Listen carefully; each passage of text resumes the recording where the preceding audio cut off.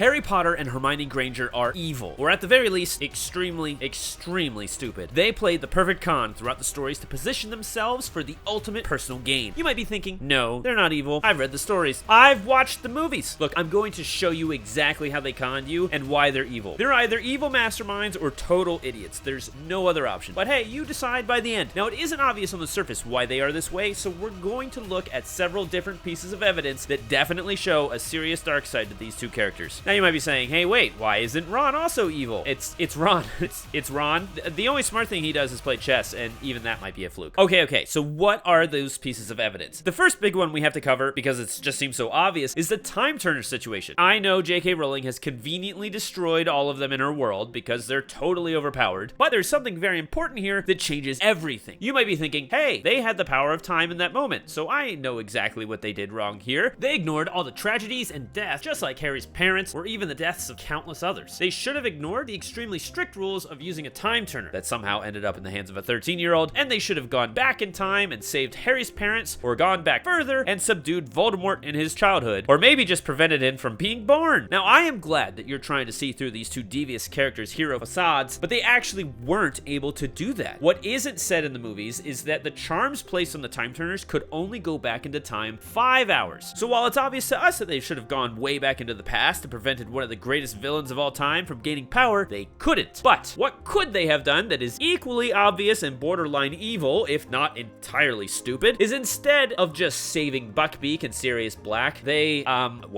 could have captured Peter Pettigrew. Or at the very least, they could have told Dumbledore where Peter would transform and have him be captured. This single failure is perhaps one of the most monumental screw-ups of all of the characters that could have ever happened. Instead of being so focused on saving Sirius, if they had actually captured Peter Pettigrew, Sirius would no longer be in trouble, so they wouldn't even need an escape attempt. Sirius wouldn't have to be in hiding, and perhaps most importantly, Voldemort wouldn't get revived. So this is a monumental screw-up, right? But does this omission of such a significant step make them evil? No. Should everyone subscribe to this channel? Yes. Everyone has their weak moments, and just because they weren't the most brilliant in that moment doesn't make them evil. We are, however, starting a trend in the direction of very stupid. Like, that's extremely stupid. But okay. Do we have any specific examples of Harry and Hermione showing their dark side? Some of that evil we've been talking about? Well, yes, we do. But keep in mind, this is either hidden on purpose, or they aren't evil, but extremely dumb. If they are indeed evil, then they mask their misdeeds very well. And oh boy, do we have 1,000 times that Harry and Hermione do this. Like that time Hermione obliviates the memories of her own parents? Huh? Or how about that time that Harry just stands by and watches Dumbledore die? Like, why did Hermione need to erase her family's memories? And why couldn't Harry, Snape, and Dumbledore fight all those Death Eaters? Because Harry found a perfect time to remove one of the most powerful wizards out of his way, and he let it happen. Why? For the powerful wand? Maybe. For the future position and power? That seems a lot more likely. But these aren't the only times Harry and Hermione break all the rules. They are accomplished criminals who formed a secret team of rebels, broke into a highly secure bank, and infiltrated the magical government, the Ministry of Magic itself. Okay, I know by this point you're screaming at the screen. You're saying, no, the Ministry was controlled by Voldemort, and the school was being run by a tyrant. Yes, you're correct. They were rebelling against evil entities because they themselves wanted to be at the top. I bet you didn't know that eventually Hermione becomes the Minister of Magic, did you? Some people have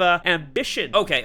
So the previous 2 points don't exactly show that Harry and Hermione are evil, and that's fine. But those 2 points are essential even to get to the third point. It is critical to recognize that 1, they had plenty of time to reflect on what they did with the time turner and should have realized after just a few years that they should have treated the whole situation differently and solved the problem by going straight to the core, going after Peter Pettigrew. And number 2, they break the rules. Like, a lot. Ron is just brought along for the ride. Clearly none of this is ever his idea. If it's not Harry breaking some sort of rule, then the rule breaking is actually Hermione's idea. Just like creating Dumbledore's army. What else makes Harry and Hermione unique from the rest of the cast of characters that makes them out to be the stupid or evil ones? They both grew up and lived with muggles. Ron didn't. Even Dumbledore is too wrapped up in the workings of the wizarding world. In fact, the entire wizarding world is so isolated from muggles that no one knows or really cares what muggles can do. There was a perfect solution to the Death Eaters and fighting Voldemort, staring them in the face the whole time. They could have ended the war very quickly, made short work of Voldemort and the Death Eaters, and prevented the death of countless people. So what was the solution that Harry and Hermione were uniquely suited to bring in? The answer is guns. Let me explain. This isn't like the X-Men, where we're showed a specific example of why guns are useless against mutants. In the Harry Potter universe, the only interaction we see with a gun is Hagrid bending a shotgun. Do you know how long it takes to cast a spell versus pulling a trigger. Nothing is shown in the Harry Potter universe that suggests that guns would be useless against witches and wizards. So why didn't Harry and Hermione break the rules, like they always do, and bring in guns? I think it's because they either wanted everyone to die and suffer, or they are completely stupid. I mean, just imagine if Dumbledore's army was all loaded with shotguns. They win. It's easy. Oh, okay.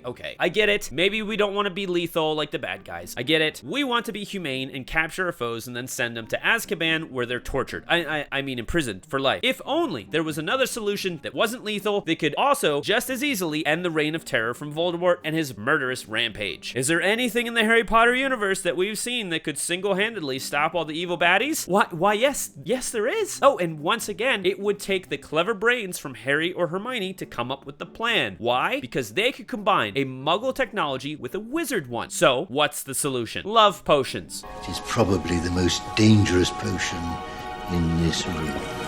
That's right. All of the baddies should have been given a love potion. Now you're saying, but obviously, the Death Eaters wouldn't be foolish enough to drink some love potions, and you're right. That's exactly why Harry and Hermione should have brought in tranquilizer guns. You heard me right. They're non-lethal, and Harry and Hermione would have been familiar with their existence. They could then make massive amounts of love potions, and then shoot thousands of tranquilizer darts at Voldemort and Death Eaters, turning them into completely harmless people with insane crushes. You could then easily direct them to torture, I mean prison, in Azkaban, all while they love you for it. So there you have it. Harry and Hermione should have stopped Peter Pettigrew. They broke the rules all the time and were happy to do so. They should have ended the war by bringing in guns, and if they didn't want to take a lethal approach, they could have at least shot every villain with tranquilizers filled with love potions. So what do you think? Are they evil for not doing these things? Or just really stupid? Sounds like elaborate dreams of ambition to me. But anyway, some of these solutions just wouldn't work if you don't understand how the magic works in Harry Potter, which no one seems to explain very well, considering it's much more than just waving a wand and saying a few words. If you'd like to understand how some of those solutions work, then you can watch this video right here about how the magic actually works in Harry Potter. Otherwise, later.